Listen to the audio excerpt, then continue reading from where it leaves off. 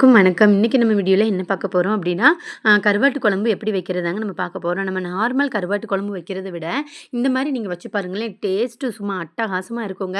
இதோட நீங்க கொஞ்சம் சிக்கன், அதாவது ஒரு 100 கிராம் சிக்கன் இல்லன்னா ஒரு 100 கிராம் மட்டன் போட்டு செஞ்சு பாருங்களேன். அப்பா அமிர்தமா இருக்குங்க. அந்த அளவுக்கு டேஸ்ட்டா இருக்கும்.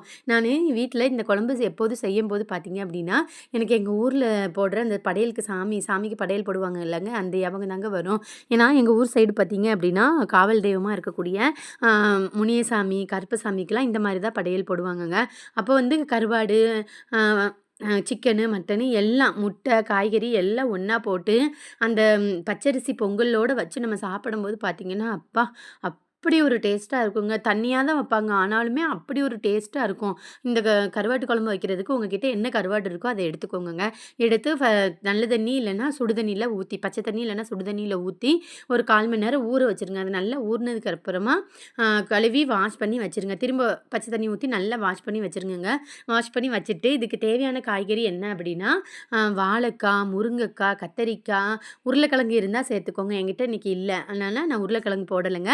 நீங்க உங்ககிட்ட இருந்தா சேர்த்துக்கோங்க. உருளைக்கிழங்கு, அப்புறம் கொத்தவரங்காய் இருந்தா சேர்த்துக்கலாம். அப்புறம் மொச்சக்கொட்டை போடலாம். நான் வந்து இன்னைக்கு கொத்தவரங்காய், மொச்சக்கொட்டை, உருளைக்கிழங்கு இந்த 3மே சேர்க்கலங்க. நான் வந்து வாழைக்காய், கத்தரிக்காய், முருங்கக்காய், மாங்காய் இருந்தாலும் சேர்த்துக்கோங்கங்க. சூப்பரா இருக்கும். எனக்கு இன்னைக்கு மாங்காய் கிடைச்சதுனால மாங்காய் சேர்த்து வச்சிருக்கிறேங்க. மாங்காவுமே பார்த்தீங்க அப்படின்னா, நம்ம கட் பண்ணிட்டு அத வந்து தனியா எடுத்து வச்சிரணும். தனியா எடுத்து வச்சுட்டு வடை சட்டி சூடானதுக்கு அப்புறமா எண்ணெய் ஊத்தி, எண்ணெய் சூடானதுக்கு அப்புறமா கடுகு, கருவேப்பில போட்டு தாளிச்சுட்டு, ஒரே ஒரு பெரிய வெங்காயம் எடுத்து சின்ன சின்னதா கட் பண்ணி எண்ணெயில போட்டு வணக்கிடுங்க. வணங்குனதுக்கு அப்புறமா நம்ம கட் பண்ணி வச்சிருக்கிற வாழைக்காய், கத்தரிக்காய், முருங்கக்காய், அப்புறமா 2 பச்சை மிளகா, அப்புறமா கொஞ்சம் தக்காளி போட்டு நல்லா வணக்கிருங்க. நல்லா பச்சை வாசம் போற வரைக்கும் நல்லா லைட்டா வணக்கிட்டு, இதோட பார்த்தீங்க அப்படின்னா, கொஞ்சம் மஞ்சத்தூளு, மிளகாத்தூளு, அப்புறம் புளிக்குழம்பு தூளு போட்டு நல்லா அதையும் வணக்கிட்டு, தேவையான அளவு தண்ணி ஊத்திருங்கங்க. தண்ணி ஊத்தி கொஞ்சமா ஒரு கொதி நொர பொங்கி வரும்போது, நம்ம முட்டைய வந்து அவிச்சு வச்சுக்கோங்க ஃபர்ஸ்ட்டே. அவிச்சு வச்சுட்டு, அந்த முட்டைய அப்படியே போடக்கூடாதுங்க. கட் பண்ணி போட்டுருங்க. கட் பண்ணி போட்டு, லைட்டா ஒரு கிளறு கிளறி மூடி வச்சுருங்க. மூடி வச்சுட்டீங்கன்னா, நல்லா கொதிச்சு வரும். கொதிச்சு வரும்போது, உங்களுக்கு புளி எந்த அளவுக்கு தேவையோ, அந்த அளவுக்கு புளி எடுத்து நல்லா கரைச்சு அதில ஊத்திருங்க. ஊத்திட்டு, அப்புறமா மூடி போட்டு மூடி வச்சுருங்கங்க. மாங்காய் வந்து எப்போ போடணும் அப்படின்னா, எப்போதுமே புளிக்குழம்பு வச்சோம், அதில மாங்காய் சேர்க்குறோம் அப்படின்னா, மாங்காய் கடைசியா தாங்க போடணும். ஏன்னா, அந்த மாங்காய் வந்து புளிப்பா இருந்துச்சுன்னா, புளியும் அதுவும் சேர்ந்து ரொம்ப புளிப்பாயிரும் குழம்பு. அதனால நான் எப்போதுமே லாஸ்ட்டு தாங்க போடுவேன். அதனால தான் மாங்காய் வந்து தனியா நான் எடுத்து வச்சுருவேன் கட் பண்ணிட்டு, மறந்து போய் போட்டுருவோன்ட்டு. அப்புறமா அது நல்லா கொதிச்சு வர்றதுக்காக மூடி வச்சுருங்க. மூடி வச்சுட்டு அதுக்கப்புறமா தேங்காய், சின்ன வெங்காயம், சீரகம், அப்புறமா பூண்டு. நம்ம வாழைக்காய் போடுறதுனால கண்டிப்பா பூண்டு சேர்த்துக்கோங்க. நெறைய பேருக்கு வந்து வாழைக்காய் வந்து வாய்வுனால சாப்பிட மாட்டாங்க. அதனால நீங்க பூண்டு வந்து கொஞ்சம் நெறையவே சேர்த்துக்கோங்க.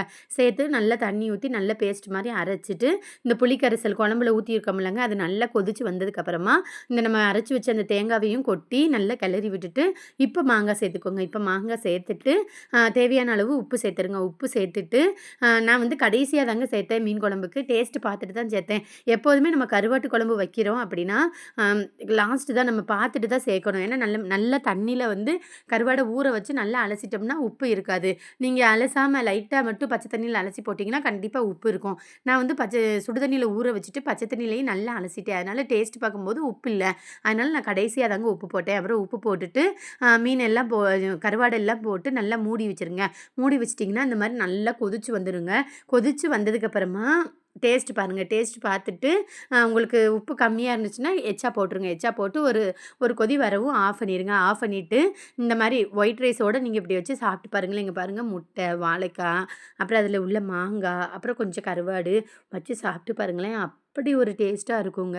முட்டை வந்து நம்ம ஃபர்ஸ்ட்டே போட்டுறனால நல்லா மசால் பிடிச்சு, அந்த புளிப்பெல்லாம் பிடிச்சு சூப்பரா இருக்கும் சாப்பிடுறதுக்கு. இங்க பாருங்க, பிடிச்சிருந்தா ட்ரை பண்ணி பாருங்க. பிடிச்சிருந்தா லைக் பண்ணுங்க, ஷேர் பண்ணுங்க.